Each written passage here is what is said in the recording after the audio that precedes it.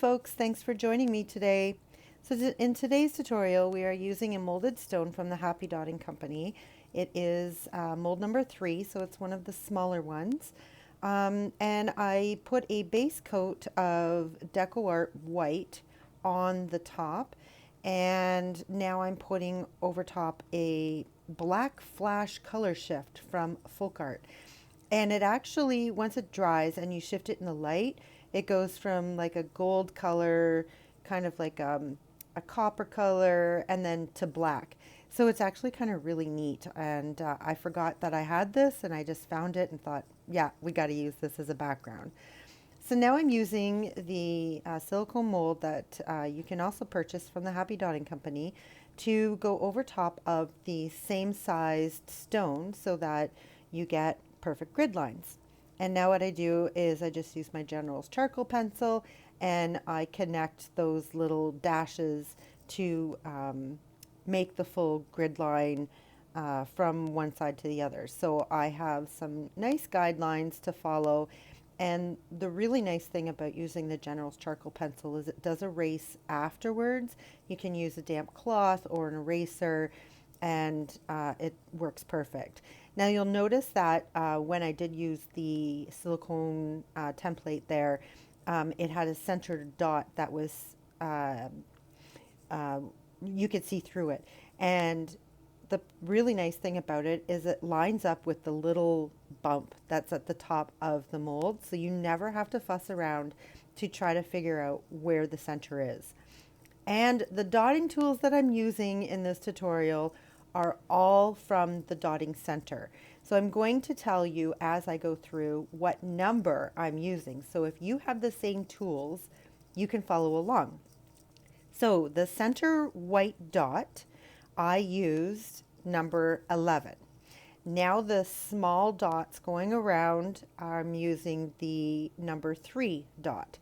And I'm putting those on the grid lines.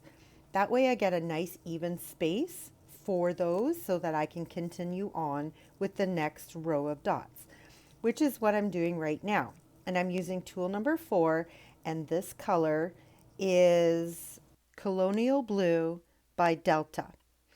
So I did those every other one, and then I'm going in with the same size tool, so number 4, and I'm putting in a white dot.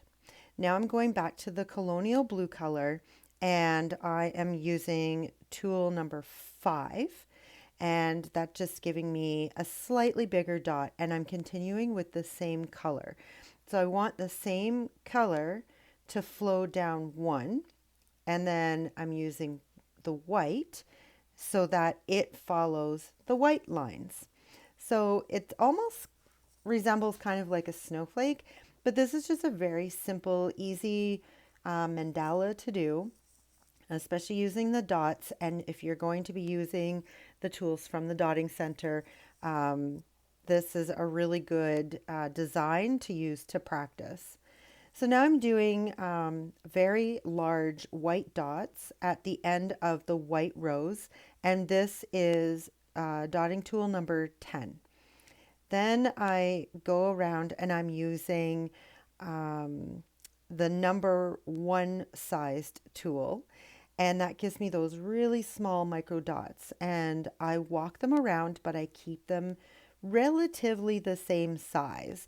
So I find when I'm doing dotting this way, I have to continually to clean off my tool. So typically what I do is I will go around the dot and then I'll wipe off the tool with a paper towel and then start again.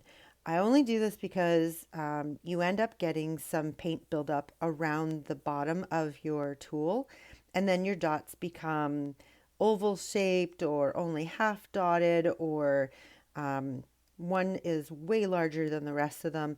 So it's just easier to keep your tool clean while you're working with it, as well as when you're done with it, so you don't have dry paint to have to worry about scraping off, especially if you're using any of those metallic paints or any of these color shift paints that I'm using today. They do tend to dry on and they're hard to get off. So if you can wipe them off first before they have the chance to dry, then you're good to go. So I continue walking these dots around, doing the same size. There are a few times when I go back and I do a redot, and that's just to bring that dot size up to what the rest of them are. And I get as close as I possibly can without touching that large white dot. And I just go around all of them. So I have 6 spokes here. So I do each one of them. Just a reminder too that all of the colors that I use will be listed in the description below. And I do have a link to both the Happy Dotting Company and to the Dotting Center so that you can go to their shops and you can purchase the items that I use in my tutorials. And if you go to the Dotting Center, there is a discount code that you can use from me. It's listed down below, and you can get 10% off of your purchase. So make sure that you use that and get yourself some dotting tools. These are my go-tos. I love them. They're amazing. I can't say anything bad about them. I love how they fit in my hand. They're very clearly marked, and I haven't had issues with getting imperfect dots with them, even with the large size tools. So um, kudos to the Dotting Center for designing these. They're wonderful. So go and grab yourself a set. It'll be the first, last, and only set that you'll ever have. I also want to remind you to make sure you give me that thumbs up if you really like this tutorial. And if you haven't yet already, please subscribe and ring that bell for notifications. You'll get notified every time I post something new. I also want to point out that if you haven't noticed me doing this, I am really using these grid lines to keep myself in alignment with where I put my dots. So you'll notice that on these little dots that I'm doing around the big one is I have a little bit of space between the dot and the bottom grid line. And so what I'm doing is I'm putting my dot there, and that's my center point. And then I just move myself around and I end up with almost the exact same dots, number of dots on either side. So the grid lines are really good, not just to keep yourself in alignment, but also for counting your dots. So what I mean by that is, for example, what I'm doing right now, I am using the FolkArt True Blue color, and I'm using tool number 4, and I'm doing that for 4 dots. But in reality, what I'm doing is I'm actually taking those dots up to that second grid line, the one that sort of goes between the 2 big white dots. And I do that all the way up. So it's 4 of them or to that grid line.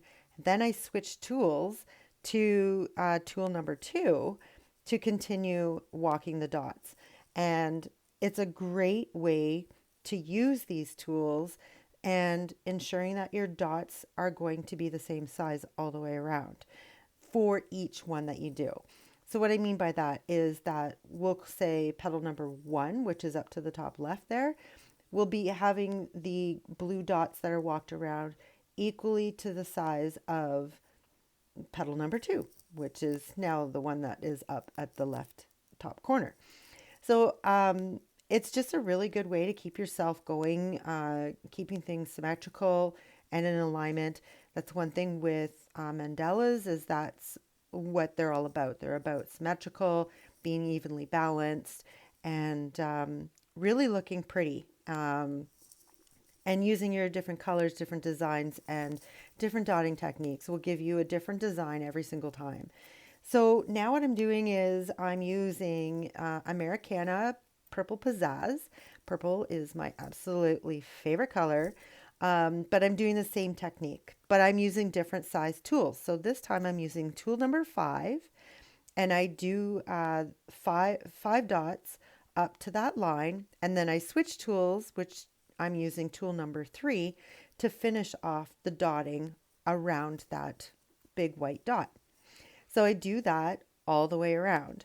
And the really nice thing about this is that as the paint comes off and you get to the end of that with your larger tool, it's a perfect starting point for the next smaller tool to continue, and you don't even notice. Like, you can't tell that 2 tools did those dots, like that ring of dots. So I'm telling you, these tools are amazing. You've got to get yourself a set. So I continue with doing the purple all the way around, and I fix up a couple of them because they may not have been the right size, or I may not have loaded my tool up with enough paint. So I would have to go back and redot it. But that's totally your discretion on if you want to do that. So what I'm doing now is I'm finishing it off with the uh, Delta Colonial blue color. And I'm doing the same technique, but this time I'm using tool number 6 for the bigger dots and then tool number 3 for the smaller dots. And I'm having them reach up to the original blue dots that I had um, from the beginning when I started making the spokes of this mandala. So I do that because it just connects everything and makes it look um, almost like a pinwheel is what it looks like to me. It's what it reminds me of is a pinwheel. And that's because I did the dots only on one side. Now, I'm a left-handed person, so my dots tend to go to the left side. But if you're a right-handed person, you'll find that you'll want to put the dots to the right side. That is okay. You do you. This is just an example of how you can work with dots and with the dotting tools. And I'd love to see your designs. So head on over to my Facebook page. There's a link in the description below. And leave me pictures of what you did with your dotting tools. Maybe even if you don't have these dotting tools, if you have other things, like you can use drill bits. That's what I started with.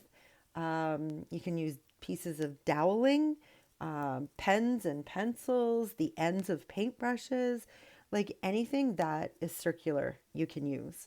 So I want to see what you created. So head on over to my Facebook page and make sure that you drop a photo there so I can see exactly what you have done with the dotting techniques. So as I continue to finish up this one, just finishing up with the blues, and now I'm using the tool number 11, and I'm using the blue and purple color shift. It's like it goes from blue to violet to purple. I guess there's some gold in it. Anyways, so when you shift the color or shift it in the light, the color changes. And it's really cool. I love the color shifting. And I just wanted to sort of finish it off to get rid of those really bright white dots and finish it off so that it matches the background color. So I let it dry and I give it a coat of resin and it's all done. So there you have it, folks. Life is what you make it. So get creative.